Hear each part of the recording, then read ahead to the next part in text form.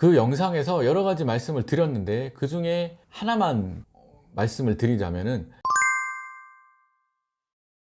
안녕하세요, 서범석 변호사입니다. 제가 형사 전문 변호사이고 또 경찰관으로 근무를 했었고 강력팀장도 하고 이러다 보니까 아무래도 형사사건 위주로 의뢰가 많이 들어옵니다. 그 중에서 끊이지 않고 제가 사건을 수행하고 있는 유형 중에 하나가 성범죄 사건인데요. 성범죄 사건 조사 갔을 때 수사관들이 하는 질문 5가지, 이거 알고 가면 도움이 된다, 이걸 한번 말씀드려 보려고 합니다. 우리가 성범죄라고 하면은 정말 다양한 유형이 있어요. 규율하고 있는 법률도 형법도 있고, 성폭력 범죄 처벌 등에 관한 특례법도 있고, 아동 청소년의 성보호에 관한 법률도 있고요. 그래서 정말 다양한 유형이 있을 수밖에 없는데 크게 나눈다면 2가지가 있을 수 있다고 생각해요. 사람을 직접 만나서 대면에서 오프라인에서 일어나는 범죄, 그게 아니라 사이버상에서 온라인에서 일어나는 범죄, 이렇게 2가지 유형이 있을 수 있다고 생각하고, 이렇게 유형을 나누는 이유는 이 유형에 따라서 수사관이 묻는 질문도 달라질 수밖에 없기 때문입니다. 오늘은 오프라인 성범죄 질문에 대해서 한번 말씀드려 보려고 하는데,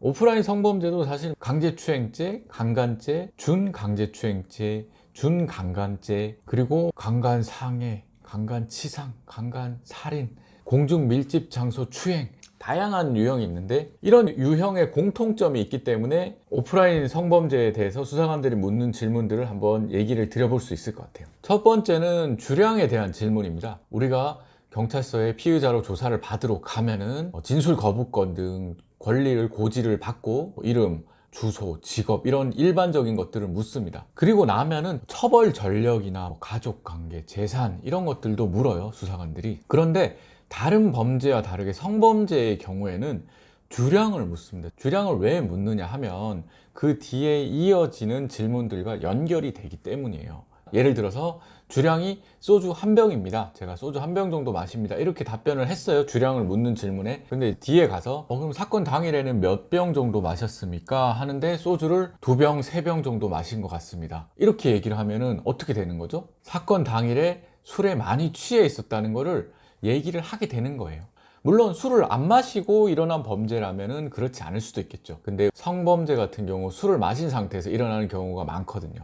그래서 주량에 대한 질문이 있고, 2번째는 피해자와의 관계, 그리고 이전의 스킨십 정도, 이런 걸 물어보는 게 있습니다. 예를 들어 직장 동료예요. 나는 피의자고 성범죄를 당했다고 피해자가 신고를 한 거죠. 근데 이 둘의 관계가 직장 동료예요. 그러면 그냥 직장 동료입니다 라고 답변을 할 수도 있겠죠. 그렇지만 직장 동료이기는 한데 퇴근 후나 주말에 한 번씩 문자나 카톡을 주고받는 관계이기도 하고, 최근에는 같이 영화를 보러 가기도 했어요. 그러면은 그런 얘기들을 하는 게 좋은 거예요. 그래서 동료인데, 어느 회사에서 몇 년 전부터 같이 근무한 직장 동료인데 퇴근이 몇 시인데, 퇴근 이후에 예를 들면 밤 몇 시에도 연락을 주고받고, 주말에도 주말에 뭐 하냐 이런 거 연락을 주고받고, 그리고 최근에는 어떤 영화를 같이 보러 가기도 했습니다, 이렇게 상세하게 얘기를 해서 그냥 단순히 직장 동료가 아니라 친밀한 관계였다라는 것을 얘기를 하는 거죠. 3번째는 사건 당일에 어떻게 만나게 되었는지, 이것을 묻습니다. 사건 당일에 누가 먼저 만나자고 했냐, 이것도 중요한 부분일 수 있겠죠. 상대방이 먼저 만나자고 했는지 아니면 내가 먼저 만나자고 했는지, 이것도 중요한 부분이 될 수 있어요. 만약에 먼저 만나자고 한 게 아니라 회식을 한 거예요. 직장 동료들끼리 회식을 한 거예요. 회식을 했는데 둘만 따로 다음 2차, 3차를 가게 된 거예요. 그러면은 누가 먼저 다음 자리로 이동하자고 제안을 했는지, 그때 상황에 대해서 최대한 기억을 해서 준비를 해 가는 게 필요하다는 겁니다. 당연히 누가 먼저 제안을 했는지에 따라서 상황이 어떻게 흘러갔는지 내 주장을 뒷받침할 수 있는 부분도 있을 수 있거든요. 4번째, 사건 발생 장소로 이동하게 된 경위에 대해서 묻습니다. 예를 들면 이런 주장들이 있을 수 있겠죠. 피해자 입장에서는 내가 술에 만취했는데 나를 억지로 끌고 데리고 갔다. 데리고 간 장소는 보통은 모텔이나 피해자의 집 또는 피의자의 집인 경우가 많겠죠. 예를 들어서 모텔이다. 모텔 CCTV가 일단 있을 수 있겠죠. 거기서 비틀거리면서 들어갔는지 피해자가, 아니면은 비틀거리는 정도가 아니라 아예 피의자가 없다시피 해서 데리고 갔는지, 이런 것들이 중요한 부분이 될 수 있겠죠. 근데 CCTV가 없는 장소, CCTV가 없는 모텔도 있을 수 있겠죠. 그러면은 모텔 직원의 진술도 있을 수 있겠죠. 그 둘 간의 대화를 들은 것들을 얘기해 주는, 그게 중요한 포인트가 되는 사건도 있을 수 있습니다. 대화 내용으로 봤을 때 여성이 강제로 끌려 들어가는 그런 상황은 아니었다 라든지, 그리고 만약에 직원들 간의 회식 이후에 강제로 택시에 태워서 다른 제3의 장소로 이동을 했다, 이런 취지의 주장이라면은 택시 기사의 진술도 중요한 포인트가 될 수 있을 것이고요. 택시를 보통 대로변에서 많이 타게 되잖아요. 그러면 대로변에 비추는 CCTV가 있겠죠. 거기 CCTV에서 어떻게 택시를 타게 되는지, 그런 경위, 그런 것들도 모텔에 들어가는 것과 비슷하게 중요한 증거가 될 수 있습니다. 이러한 것들을 수사관은 수사관 나름대로 수집을 하겠죠. 수사를 하면서 이러한 증거들을, 나도 그런 질문이 들어올 것을 대비해서 어떻게 답변을 해야 할지 최대한 기억을 더듬어서, 그리고 사건 전후에 목격자가 있다면 목격자들로부터 들은 얘기도 있을 수 있겠죠. 회식을 한다면 참여한 직원들로부터 들은 얘기도 있을 수 있겠고, 그런 것들을 종합해서 질문이 이런 게 있을 수 있으니까 이렇게 답변해야겠다 생각하고 갈 수 있다는 거죠. 다섯 번째, 합의하에 가진 성관계라고 내가 주장을 한다면 여러 가지 입장이 있을 수 있겠죠. 성범죄도 성관계 한 거는 맞다, 그런데 합의하에 한 거다, 이렇게 주장을 하는 사안이라면은 수사관은 반드시 이 질문을 하게 될 거예요.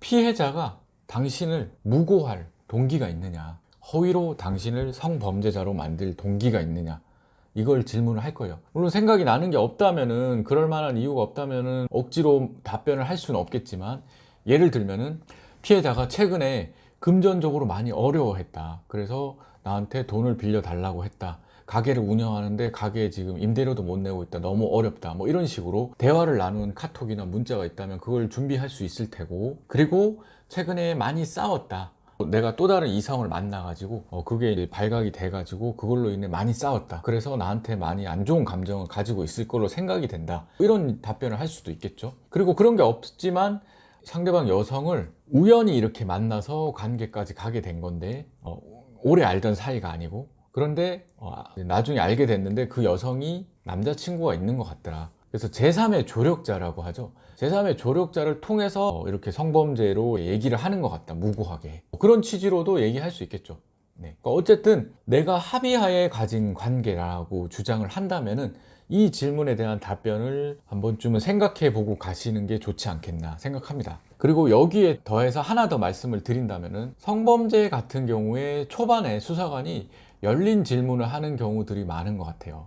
열린 질문이라고 하면은 오늘 왜 왔는지 아세요? 이렇게 하는 거예요. 수사관이 이렇게 몇 월 며칠에 무슨 일로 피해자 누구가 당신이 강간했다고 주장하는데 어떻게 생각하세요? 이렇게 아예 틀을 딱 짜놓고 질문을 하는 게 아니라 오늘 왜 왔는지 아세요? 이렇게 물어본다는 거죠. 그러면은 대부분 알기는 알겠죠. 오늘 왜 왔는지, 제가 강간으로 고소당해가지고 그래서 온 걸로 알고 있습니다, 이렇게 간단하게 답변할 수도 있고, 근데 이렇게 간단하게 답변하고 지나가는 경우도 있는데, 그게 아니라 그래요, 그러면 그런 내용들에 대해서 본인이 알고 있는 바를 한번 쭉 얘기해 보세요 라고 이렇게 열린 질문을 하는 경우들도 많습니다. 본인이 알고 있는 바가 없다면은 없다고 얘기할 수도 있겠지만, 사건의 상황상 알 수밖에 없는 그런 사건들도 있거든요. 그러면 이 질문에 대한 답을 하게 되는데, 이 질문에 대한 답이 뒤에 나오는 답과 상반되지 않도록 해야 됩니다. 기억에 의해서 생각나는 대로 순간순간 임기응변식으로 답변을 하다 보면 그렇게 되는 케이스들도 있거든요. 제가 찍은 경찰 조사에 대한 영상이 감사하게도 100만 뷰 이상의 조회수가 나왔어요. 조사를 앞두고 계신 분이라면 한번 참고를 하셨으면 좋겠고, 그 영상에서 여러 가지 말씀을 드렸는데 그 중에 하나만 말씀을 드리자면은, 묻는 말을 잘 듣고 묻는 말에 대한 결론을 먼저 얘기를 해라, 이 말씀을 꼭 드리고 싶어요.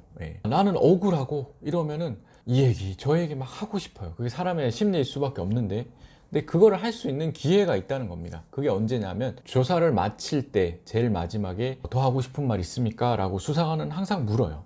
그때 내가 하고 싶은 말을 꼭 나는 이건 강조하고 싶다, 그 얘기를 하시면 되고, 내가 당황해서 그 얘기를 못했다, 그러면은 변호인 의견서를 통해서 그런 것들을 정리해서 제출할 수 있는 방법도 있다는 겁니다. 그러니까 조사를 잘 받는다는 거는 내가 하고 싶은 말을 하는 게 아니라 묻는 말을 듣고 거기에 대한 답변을 하고, 그리고 하고 싶은 말이 있으면 또 한다. 선우가 묻는 말을 잘 듣고 이 질문의 취지가 뭐지? 뭘 묻는 거지? 이걸 듣고서 거기에 대한 답을 먼저 하라는 겁니다. 그래야지 오해의 소지가 없는 조사를 받을 수 있다고 생각합니다. 감사합니다.